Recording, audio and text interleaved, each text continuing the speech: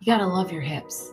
You got to love how you move them. And if you don't love how you move them, then move it another way, right? So what is a good way to stay in your own hula hoop and understand that you can only control what is in your hula hoop and to not worry about what you can't control? Well, just pay attention to your hips and your hula hoop and stop looking at somebody else's hips and how they're moving them or not moving them, because it's about being in you, right? It's about being in your hips.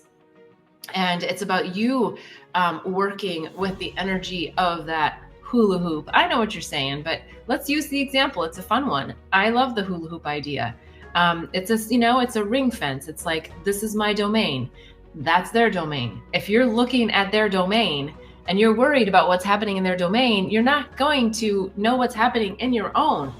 And a lot of times we use these opportunities to just divert ourselves, to complain about someone else, when the work is here. The work is within us. The work is, something we've got to do about us. So the more you're looking to your external world, the crazier the stuff is going to get. So really focus on your own hips, focus on your own feelings, focus on bringing, whatever it is that's happening into your body and really sitting with it so that you can get the lesson. Because if you stay up here and you stay in the mind and all you're doing is like, what's going on in my mind? And you keep thinking the same thoughts over and over and over again, then your hula hoop, let me tell you, is going to be pretty crazy.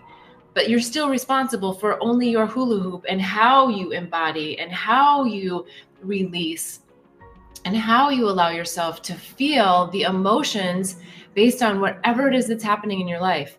So, it's that judgment that we want to put out there, right? And then I also want to just say that when we're in our own hula hoop, be careful of that self-judgment, because in that hula hoop, you got to love your hips. You got to love how you move them. And if you don't love how you move them, then move it another way, right? So you're in control of everything in that beautiful hula hoop. You just got to see it as beautiful. And you can take, from other people's techniques and how they do their hula hoop if it works for you. But if it doesn't, leave them alone and let them do their hula hoop. And if their hula hoop drops, that's fine too. Thank you so much for this fun analogy. I love the idea of talking about, really being in our own world in the sense of a hula hoop, because it's a great way to look at it. So thank you. All right, let's go to the next question.